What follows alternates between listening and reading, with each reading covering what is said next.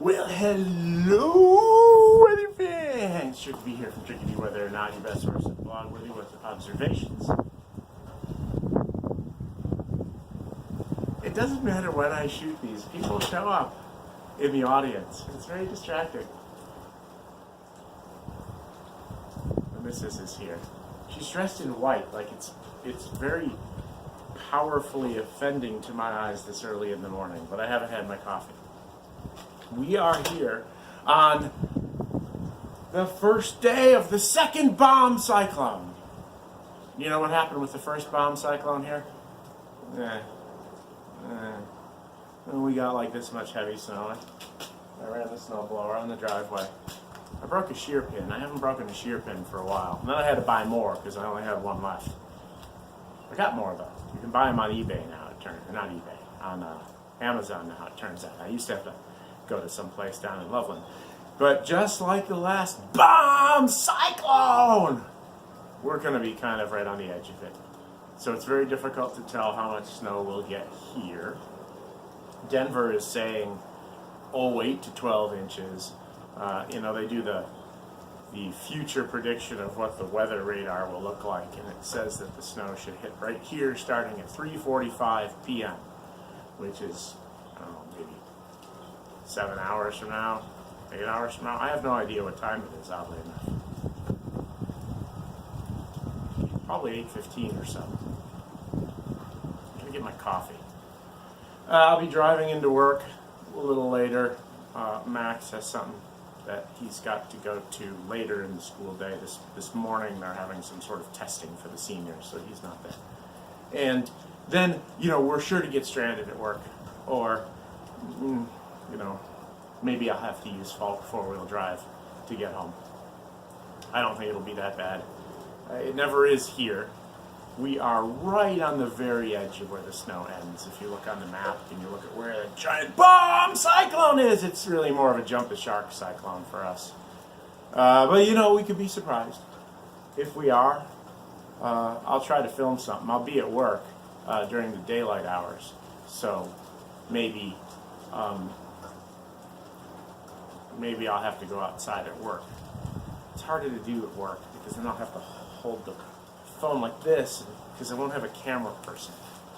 Maybe I will. I could maybe get one of my friends from work to hold the camera. A lot of them are out of town. Maybe Harpo will hold the camera. Or probably not. He probably make comments the whole time. Not that the other cameramen don't. But the nice thing about the tripod that I got is that the camera person doesn't have to make comments the whole time.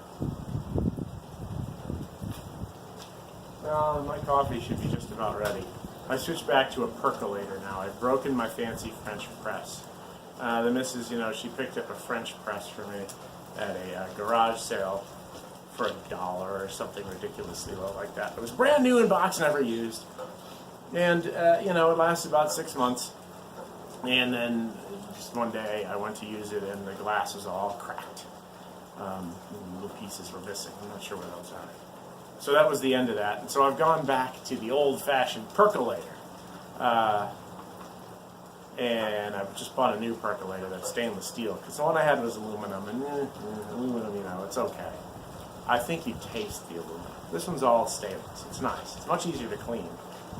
But I did make a huge mistake. I was at the grocery store, in the coffee aisle. I needed coffee, and I normally buy Boyer's coffee, and I'm not being paid to promote them. They're a Denver operation. They have good coffee, but it happens to be what they carry in bulk at the grocery store here, which makes sense because it's kind of a local, 50 miles away. And I get the bulk ones because then you can put it on the really coarse grind that you need for a French press.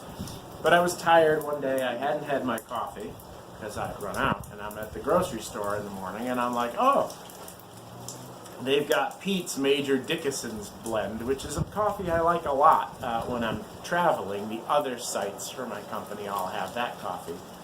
Here we only have Starbucks, which is, it's Starbucks, right? It's like the McDonald's of coffee.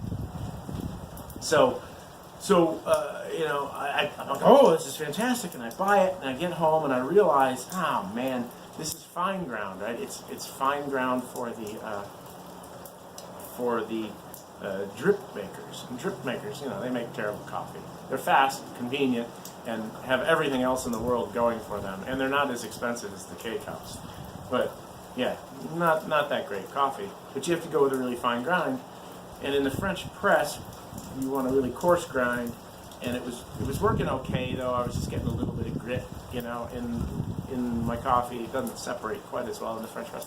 Well, now that the French press is gone, and I'm to the coffee, the percolator. The new percolator has fairly large holes in the stainless steel basket, and I get an 1/8 of an inch of coffee grounds to the bottom of my coffee pot every time I make coffee. So I had to put a filter in it today. But I'll not make the mistake of buying pre-ground coffee anymore. I'm not going to invest in a Burr coffee grinder. I have a little coffee mill that's got the spinning blades, but it doesn't produce a consistent grind. You get some coarse, some fine. You can't control that. So it's not really good for what I'm trying to do. It's good for cutting up spices. So I had to put a coffee filter into the percolator. But making percolating coffee takes 20-ish minutes. It's a long time. You got to percolate it for 8 minutes, and it takes 12 minutes to start boiling in the first place. That's my story. I'm really thirsty now. I've been talking about coffee. I'm gonna have to go get coffee. I think I've missed the Scott Adams simultaneous sip on Periscope, but I can maybe watch the replay at 9. You can't watch it from the start while it's still going. You have to wait for it to be over. He usually goes in this time zone from 8 to 9. I think he's in the Pacific time zone, so he's doing 7 to 8. Great Periscope, Scott Adams, the Dilbert guy. I like it a lot. But we start with a simultaneous sip. And I like to do that, even though I don't do it live. Some days I do, most days I don't. So we're going to see, it's raining. And I turned on the sprinklers this weekend, but I just sort of drained the backflow preventer valve so that doesn't crack. I don't think it's going to be below freezing much. The snow is supposed to start, when the ground area temperature is about 35. It'll be colder up in the sky, so it'll be like snow up there. It'll fall theoretically right now, according to the weather lady I just watched on TV. There's already snow way up there, and it's just melting before it gets to the ground. It's about 39 degrees here right now. It was 70 yesterday. Not this early in the morning. It was probably 55 this early in the morning. But today it's below 40, and it's going to get like to 31 during this blizzard. It's not going to be super, super cold. Blizzard in quotes. We never get the damn blizzards here. Okay. I'm thirsty. I will check in with you guys later if the weather actually happens. Tricky B from Tricky B Weather or not. See, I have to remember my sign out lines. I don't do that many of these. Back in the day when I was doing one a day, if you dig back to the archives of my YouTube channel, I was never doing one a day. I was doing like 2 a week. That doesn't matter. Okay, so Tricky B Weather or not, your best source of blog-worthy weather observations. We're not a forecasting site. I will see you later. And then I'm going to have a button, which theoretically works. But sometimes it doesn't. That stops the camera.